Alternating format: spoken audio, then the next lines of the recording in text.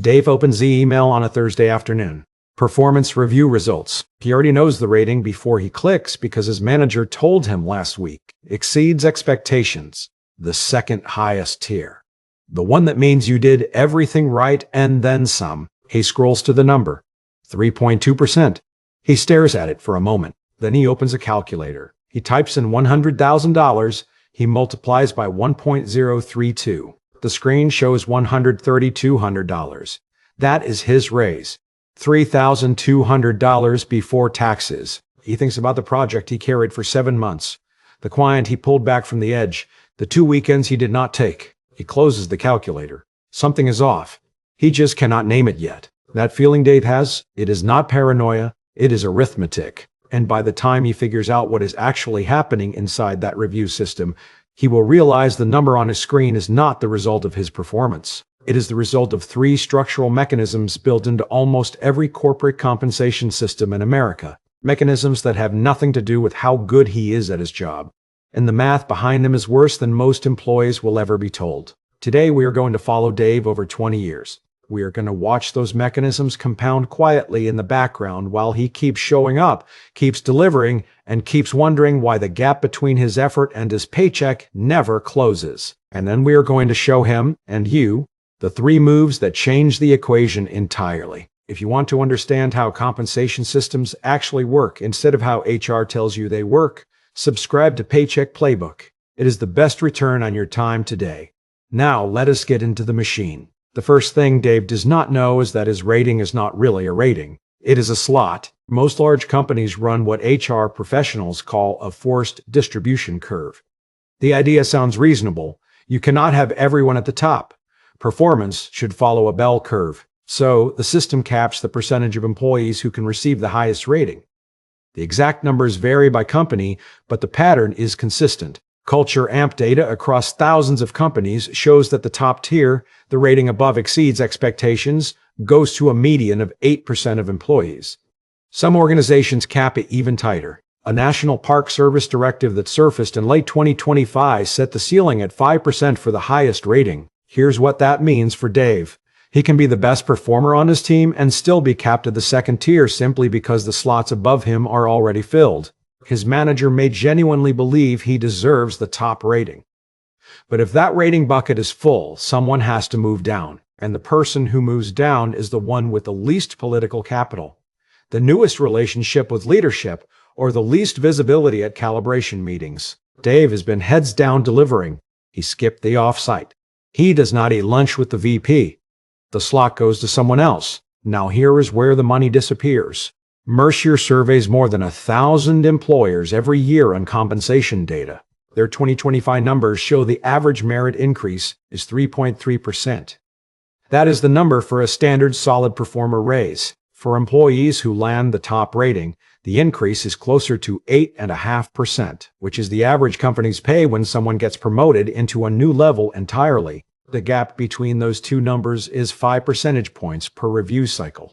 Dave gets capped at exceeds expectations for 3 years in a row. That is 15 percentage points of raise he never received. Not because he did not earn it, because the slots were full. Picture 2 bars. The left bar is Dave's salary growing at 3.3% per year. The right bar is the salary growing at 5% per year. The number Dave could access if he understood how to navigate the system instead of just perform in it. In year 1, those bars look almost identical.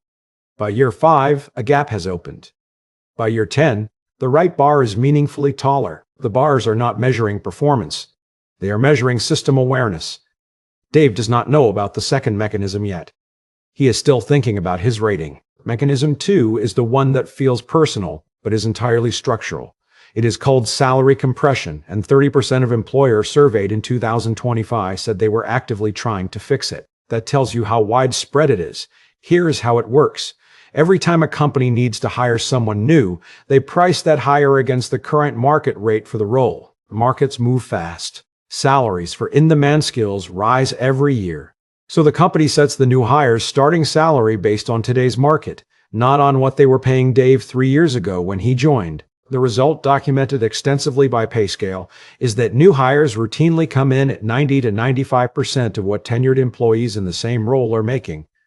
sometimes at parity, occasionally above. Dave has been getting 3% raises on his original base. The market has been moving faster than 3%. So the new analyst who joined his team 6 months ago, with 2 years of experience to Dave's 7, is already making 92% of Dave's salary. Dave trained her. He reviewed her first deliverables, and the gap between their paychecks is closing by about 1.5 percentage points every year, not because she is catching up through performance, but because the hiring budget is pulling her toward market, while Dave's annual raise keeps him tethered to his 2018 starting salary. I want you to hold that image.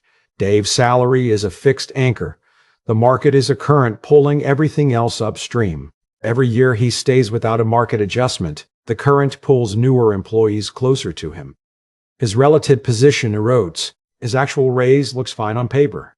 3.2% sounds reasonable, but in purchasing power terms against the market, he is losing ground while standing still. The third mechanism is the one that almost nobody talks about because it requires understanding the timing of the compensation calendar, not just the outcome. Off-cycle adjustments, the corrections companies make mid-year to address compression or retention, are almost always calculated and paid after the annual review cycle has already locked in the new base for the following year. 61% of employers made off-cycle adjustments in 2025, according to Mercer.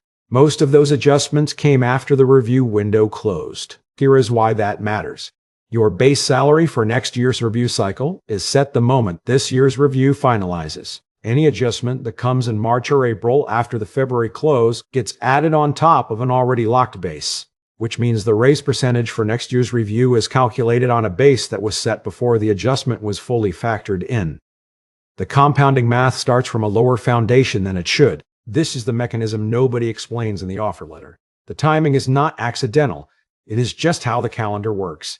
And the calendar was not designed with your compound interest in mind. Now you might be thinking, Dave, these numbers seem small individually. 3% here, 1.5% there.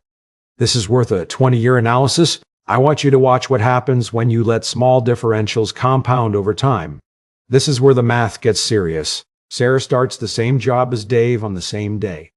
Same title, same base salary of $100,000. Sarah trusts the process. She delivers, she gets her review, she takes her 3.5% average raise, and she moves on. She does not negotiate at review time.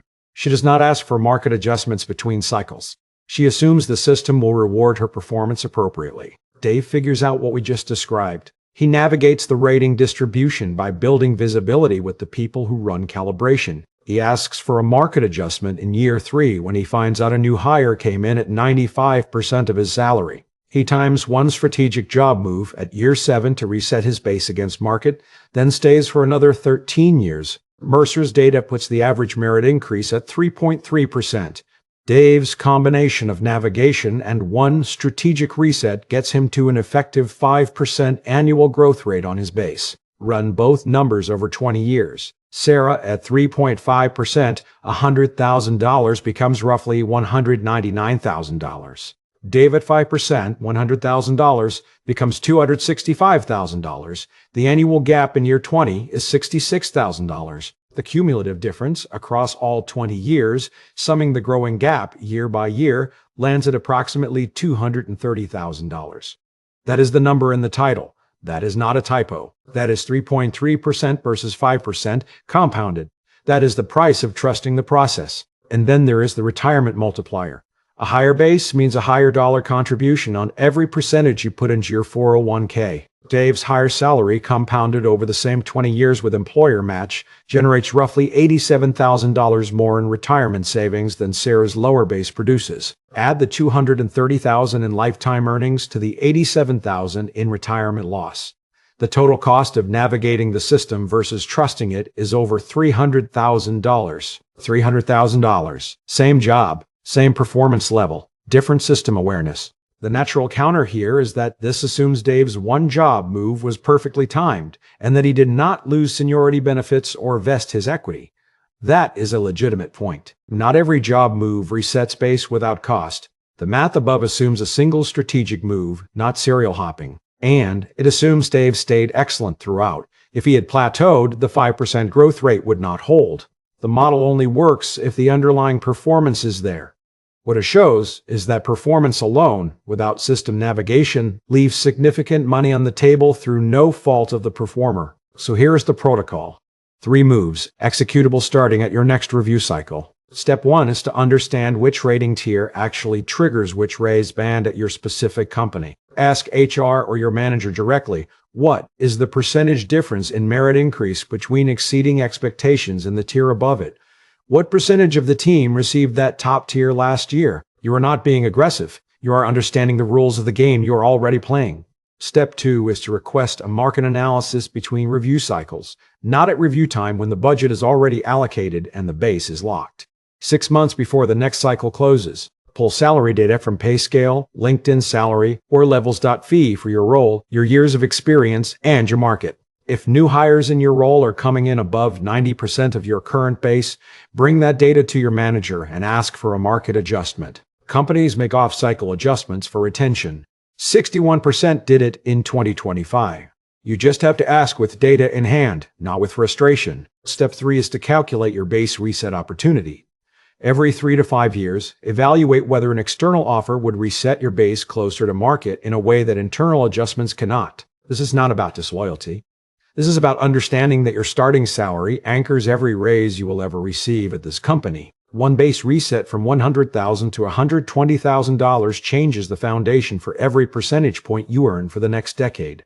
That is compounding math working in your direction instead of against you. Dave figures this out in year 7.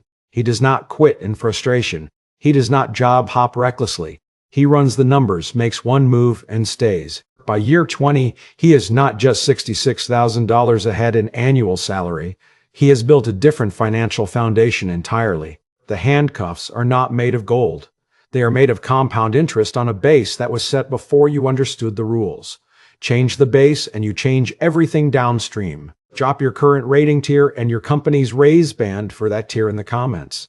I want to see how wide the gap is across different industries. If this breakdown helped you see the machine clearly, hit like so. Paycheck Playbook reaches more people running the same numbers in the dark. I am Drew. I will see you in the next one. This content is meant to educate and entertain, not to provide personal financial advice. I am not a financial advisor. Please do your own research before investing or making money decisions. Some voice or visual elements may be AI assisted, but I personally review, edit, and finalize each video, Drew.